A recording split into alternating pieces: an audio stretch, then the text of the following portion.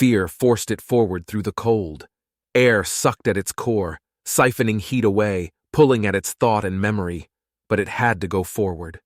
Curse these natives. The fire was burning hot. It could still hold on to the few blades it had made, holding them near its core, near itself. It could remember. They've changed, learned. It looked down at the surface. The darkness of old was gone. Motes of light now illuminated the earth. The natives had perfected the base metals, crafting conveyors for themselves. It flew along one of the stone lines following one of the metal contraptions, its lights leading it through the countryside. It tried focusing ahead, its senses blurred in its primal form, but it could see numerous lights ahead. It could feel chemicals on the wind, carbon, plastics, raw petrols. The cold was creeping in. It needed to eat, and so it descended back into the realms of man. Alana stood next to her car while waiting on the pump. She leaned, watching the liters roll the price higher while holding her smartphone to her ear. No, look Sam, I don't care. You go on with Helen. Your shit will be on the sidewalk when you get home. No, she shouted. No, Sam, I know she's there with you. I saw your post, you piece of shit. Leave me a... She paused. A dim light in the sky caught her eye. Is that a UFO? She mumbled to herself. Alana stepped out from under the awning of the Circle K and stared at the light in the sky. Slowly it grew, getting redder, brighter. Then she felt the heat. Instinct hit her and she stood still, like a deer caught in the lights of a semi. Then her legs moved. Alana ran. Her phone fell from her hand, clattering on the concrete. Her feet propelled her away from the gas pumps just as the fire surged around her car. Smoke and heat flowed around her, licking at her neck. The door to the gas station slid open with a chime as she ran inside. The clerk watched her run past and fell down as the windows shattered. Alana kept running, through the aisles toward the back, pulling the freezer open and jumping inside. The blast wave of the erupting pumps slammed it shut behind her. Delicious. It had settled on one of the conveyors, drinking the petrol from the container in its undercarriage. Heat surged around its core. The seats inside burned hot, allowing it to focus on safety once more. Underground, there was a stockpile of the fluid. The creatures had built-in safety devices to prevent unchecked combustion. It felt down the pipe in the ground, clawing at the check valves with its talons, poking holes, sucking. Then the petrol came up freely. Fuel, raw, unadulterated fuel, erupted through its extremities. It drew more and more fire and heat around its mind, allowing more memories to reconnect. They are stronger, learned far more than I could imagine. I must work quickly. It clawed at the melting conveyor, pulling strips of strong metal from its frame. It began weaving the strips around its core, melding their ends together, annealing and reheating bits of metal into the steel to strengthen it. The cage would help hold its valuable heat in, help it forge, help it remember. It stretched out as the canopy fell on top of it. Its fiery fingers searched out blobs of elements, pulling them in and intermixing them as it reforged its chest. Bit by bit it worked, piecing its glowing bones together. Connor looked at Travis as he spoke into the microphone. This thing, you said it came out of the bog. What exactly is it? The rest of the firefighters gave Travis a glance as the fire truck roared down the road. Travis forced his head back in the seat, looking up at the roof. We don't know exactly what it is. It acts alive. It's fire, that's all I know. Connor leaned forward and grabbed the older man's knee. You saved my men back there. I barely believe the fuck that thing is, but I believed you for whatever reason. Tell me from the beginning. Travis looked him in the eyes, leaning forward, speaking slowly into his mic. I'm a metallurgist. I came out here to help Dr. Adams on her dig, remove something out of the bog. One of the pieces we pulled out had dust in it. That dust balled up, like magnets or something, and became that thing. It killed one of the interns. I knocked it back into the bog and it went dormant again. Government guys came out to retrieve it, and they fucked up and now it's loose. Connor thought for a moment, leaning back toward the window looking up at the sky. Anyone got eyes on it? Heads shook through the cab. Travis leaned his elbows on his knees. You seemed to hurt it, drove it off. It'll want to rest somewhere, recollect itself, feel safe. It's fire, so it'll probably want to eat. The firefighter to his left laughed. Learn that in metal school? Fire demons from bogs need to rest after we hose them? Travis rose back up, staring at him. MIA training. When downed in enemy territory, you need to get your senses, find safety, shelter, hide, tool up. Travis's eyes widened. It's going to tool up. What do you mean? Connor asked. The things from the bog. Armor, advanced composites, alloys, things I don't think DARPA has even cooked up. It had a set of armor, that's what the dust was in. He looked toward the back of the truck at the firefighter who had been raked by the creature's claws. It made the talons that it hit you with. It's probably going to rebuild its armor. What about just getting its old armor back? Go back and get it from the bog? Connor asked. Travis shook his head. Fiona and Agent Jones have it in the box truck behind us. Connor nodded, thinking. How you think it got caught in the bog to begin with? Think we can lure it back, maybe? Trap it? Travis leaned back again in his seat. No idea, but I think your ancestors were responsible for it. There were several burned people there and lots of broken pots. They put a cover stone on top of it as a warning. Connor smiled. We'll bury it again then. Memories came as it worked on its structural frame. It felt good to craft again, to feel things form in its mind's eye. Their buildings came apart as it moved through them, except the bricks. Damn clay. Plastics everywhere. They enclosed so much in the delicious molecules. It pulled the heat from the fires igniting all around it. It peered over the box containing the circular bits of cut metal at the corpse of the native creature. It had fired a propulsive weapon sending lead bits into its core. Interesting. They had improved much on the spear points of old. He began remembering. He had missed his target, falling on this cold world. Survival, forging, working against the water. He pulled much-needed aluminum from a chest near the back wall. I inspired them. They changed the world in my image. He looked around the confined area for more aluminum and smelled it behind sheets of heat-treated silica. He pushed on the glass, shattering it, feeling the aluminum containers full of liquids. Damn cold. They have learned to hold such horrible temperatures. Then he saw one of the creatures inside, a female. She was making their horrible warning sounds. He reached in to quiet her, but the pain of the cold was too great. He instead pulled out the cans and focused on extracting the metal to add to his spine. Alana watched as the fire surged into the Circle K. The room outside of the freezer glowed yellow, and waves of smoke rolled past the top of the glass doors. She watched as the fire appeared to move with intent through the aisle. Her mouth slowly gaped open as she watched metal melt and draw into the heart of the flames. Her eyes adjusted to the light, and she could see the bits mold into a shape in the core and a spine forming near the top and bottom of the chest-like shape. Then the fire turned and pushed on the glass, shattering it around her. She screamed. The fire truck reached Kells, following the light bouncing off the clouds above and the rolling smoke in the distance. Within a minute, they reached the scorched gas station, and the firefighters jumped out to start putting out the blaze. Connor exited and was immediately shouting, "Anyone in there?" A whimper came from inside. Connor pointed. "Survivor!" Travis was out and waiting as Fiona rolled up in the truck.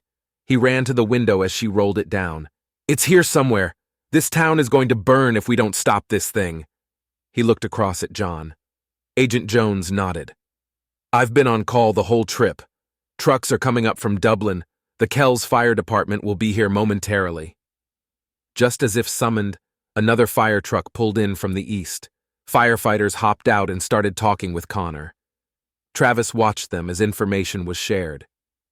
"They got this. We got this." John looked at Fiona. Her face was pale as she looked at Travis. "They're bringing in the army. It could devolve into a war zone. They're planning on evacuating everywhere this thing goes." Travis looked at John. "No more secret agent bullshit then." John nodded. "Yeah, cat's out of the bag, and the bag is on fire." Travis looked around above the rooftops. Several other bright glows were bouncing on the clouds above. "Kells is on fire." The trees burst quickly, giving up their heat, fueling it as it crawled through the town. The conveyances were pleasant as well, fuel and metals.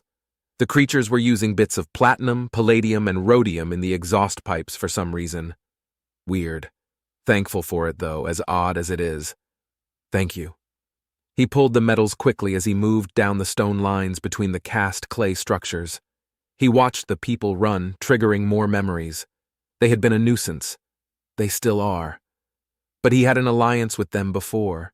He remembered his home away from home, the mountain on the island. He had raised up a people, taught them to forge metal. They were useful in mining. Their little carbon hands digging in the dirt and stone was humorous. He had used them, trained them, taught them weapons. They went out across the seas to bring him metal for his body. He had gotten his sight back to nominal, his hearing tuned, his senses sharp as well as his claws. His people had been a boon to him, and then his mountain erupted. The poor apes burned in droves, and it wasn't even his fault. He left his ruined home to seek a new people to worship him, mine for him. He remembered the storm. Curse this rain-soaked world. He was weakened, pushed down to this land, this island. The people here got mad. He ate one of their trees, hitting him with sticks. Savages. Then they figured out his hydrophobia. They are smart. He looked around and attacked another petrol containment facility, pulling up more heat and metal for his body. He had arms and crude manipulators now. He had linkages he could control now in his neck, and he formed circles to aid in focusing his optics. I hate being blind. Sucks getting old. He shaped the two eyes in place, looked around. Ow, wow.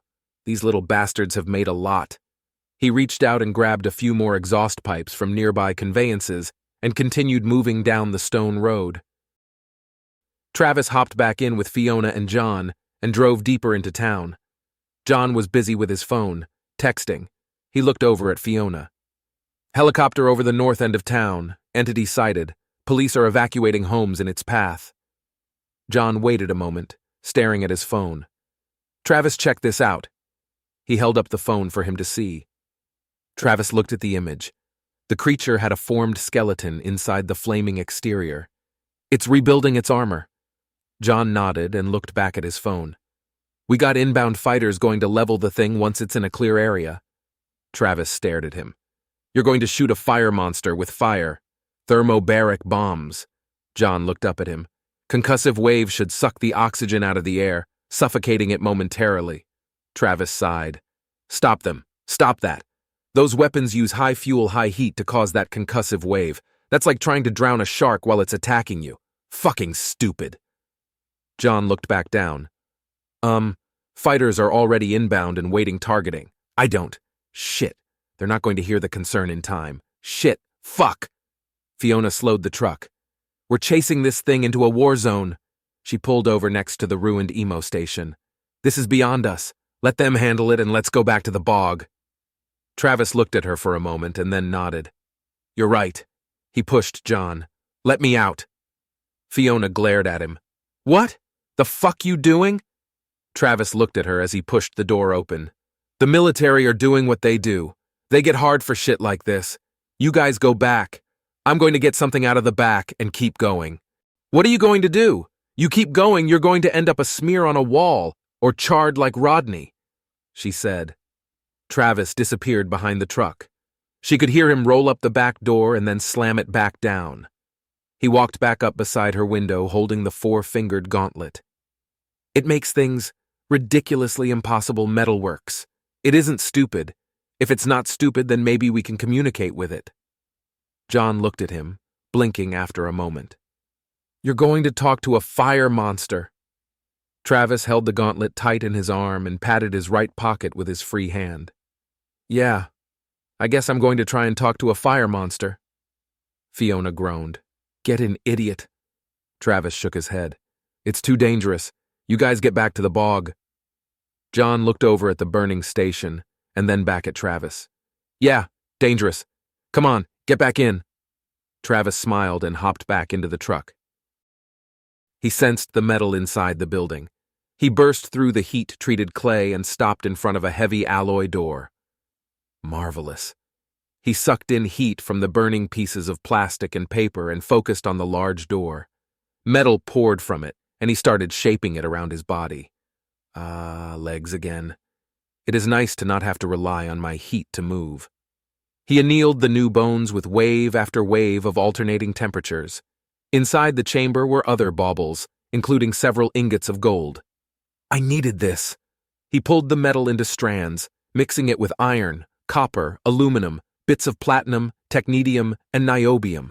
He molded the alloy around the oculus component, adding to his sensory array. I'll be back to fully functional in days rather than decades. They have greatly improved. I may even be able to rebuild my own conveyance. His sensory suite allowed him to hear one of the creature's vehicles pull up outside.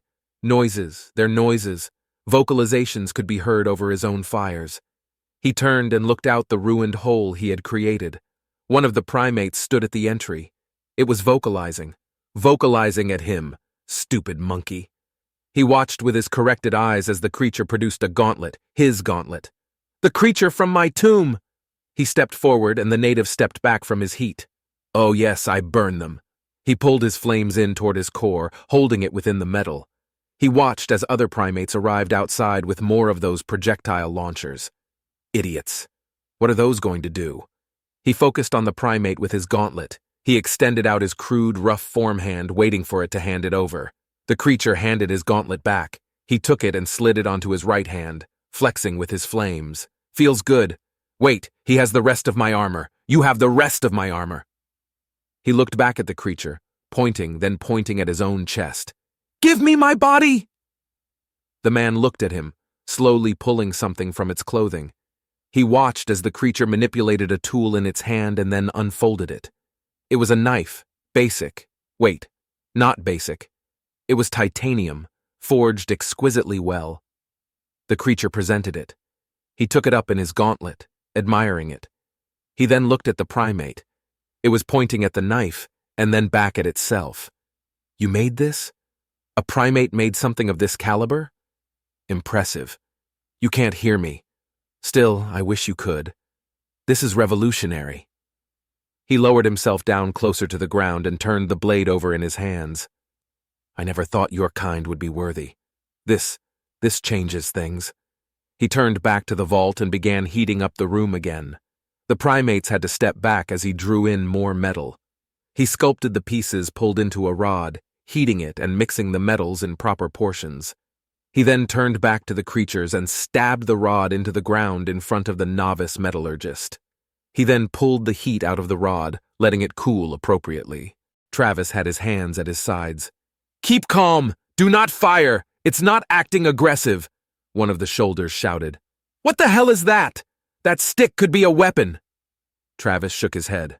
I don't think it is. The dragon sat in the bank staring at him. He pointed at the rod.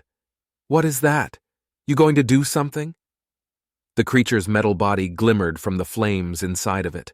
Purples, silvers, gold, and greens rolled over the metal in waves as heat and light pulsed in its core. The rod reverberated. What is that? You going to do something? Travis understood. He touched his own chest.